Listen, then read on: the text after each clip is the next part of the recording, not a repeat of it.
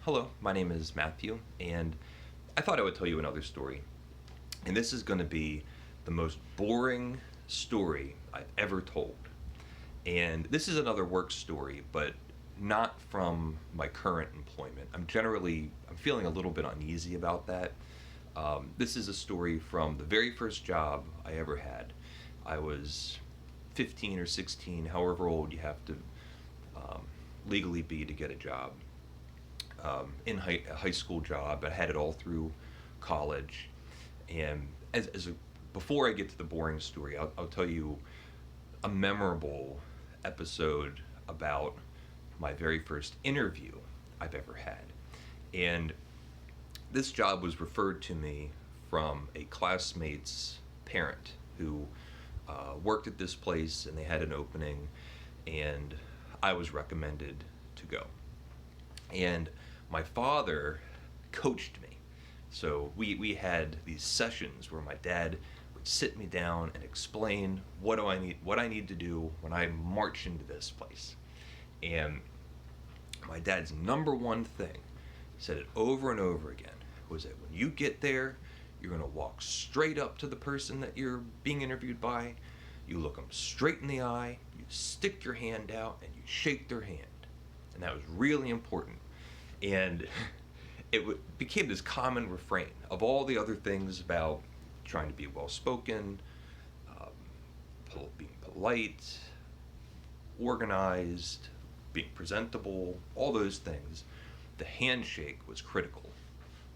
So, the day of my big interview, and I'm in the waiting room, I get called, I walk into an office or something, I look this person straight in the eye, I stick my hand out, and we shake hands. And there was something about this handshake that I could have never been prepared for. The person didn't have any thumbs. It doesn't matter why he didn't have any thumbs, but it's one of those things that by and large you have an expectation. There's an expectation that generally when you shake someone's hand, they're going to have thumbs. Of course, I kept my composure. There was no nonsense or silliness. We were able to immediately sit down and have our interview. And I got the job, and this person was great for years. He was a great boss. He was in his 50s or 60s. I was 15, so it's not like we were friends. But it's a great guy, great boss. And I remember getting home, my dad saying how'd the interview go? And kind of thinking, I don't know if I articulated it, but kind of thinking thanks a lot for the advice on the big handshake. Anyway, the place was a geotechnical engineering company. It was a very small building, and I was hired to work in the basement laboratory, very small quarters. And I was to run laboratory experiments, tests on dirt, on soil samples. And we had these inspectors from all over the state that throughout the day we had dirt deliveries. Bags of dirt would come in, and we had to perform various operations on them, all these different tests. And it was me and sort of the senior lab guy, and he was in his 30s, hulk of a man. He was massive. He had a giant head, ham hock hands.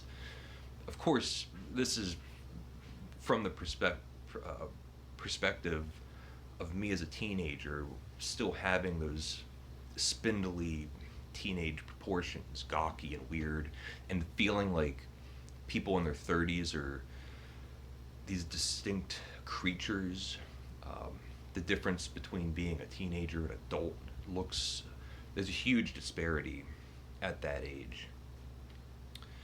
So I am to work in this very small quarters with an adult, uh, 8 hours a day, 40 hours a week, and I kind of got on this person's nerves. And you could imagine, you just, it's like being uh, on a ship with somebody. And he's not a talkative guy. I should say, we ended up becoming great friends. He ended up moving to Wisconsin. So even though I don't see him anymore, he's someone that I still consider a very good friend. But we had some issues off the ground. Well, I kind of liked chit-chatting and talking, but I'm like a 15-year-old or a 16-year-old. I have no life experiences, generally an uneventful childhood, and it's a bad combination to also want to be chatty, especially with someone who's not necessarily receptive to chattiness. And I had a bad habit, something I still kind of slip up on, which is to start a story by saying, "Do you want to hear a funny story?" And then pause it. So actually waiting for the response.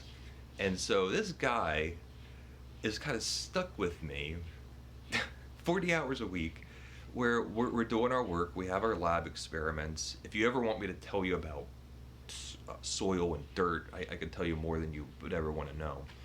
But just, we'd have these moments of silence, and then I would pop up and go, "Do you want to hear a funny story?"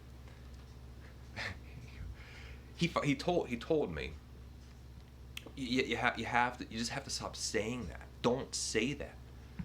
Just tell your story. Don't ask me if I want to hear a funny story. I'll decide if it's a funny story. You don't tell me it's a funny story. Things like that. Well, I told him a story one time that haunted me for the rest of my days. It was one of those benchmark stories where all of the other things that you say get related to. So, one day, in the morning or something, we're working, there's a lull, and I say, "Do you want to hear a funny story?" Just drive him up the wall. He goes, "Okay, what do you have?" And I tell him, "Well, I woke up this morning and I was getting ready and I had a Dr. Pepper in the refrigerator.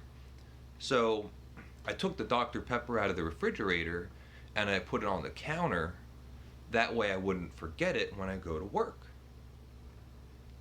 And then what happened was I forgot the Dr. Pepper." End of story. And this guy's like looking at me aghast and nearly irate to the point of, I don't remember his response, but basically, "You lost all your story privileges. Don't tell me a story about how you forgot to bring a Dr. Pepper to work and start the story by claiming this is going to be funny. This is a terrible thing to say." And for the rest of my days there, anytime I would utilize this bad habit, "Do you want to hear a funny story?" The next question was, is this going to be another one of those Dr. Pepper stories? It actually recalibrated what I determine as something worth uttering. Is it going to be just a series of events that goes nowhere? Or do you kind of have a point? Is there a reason that you're talking? And the other thing that I learned is when you get outside of the bubble of your parents or teachers, people that have your best interests at heart, or at least have to go through the motions of having your best interests at heart, there's a really high bar, there's a high standard for what people really have to put up with you. And although I worked with a great bunch of people, um, they did sort of temper those sensibilities on what what is considered a good story. Um, so yeah, that's my Dr. Pepper story. um, so hopefully that was enjoyable, I guess. Um, let me know. You can leave a comment if you would like, and thank you for watching.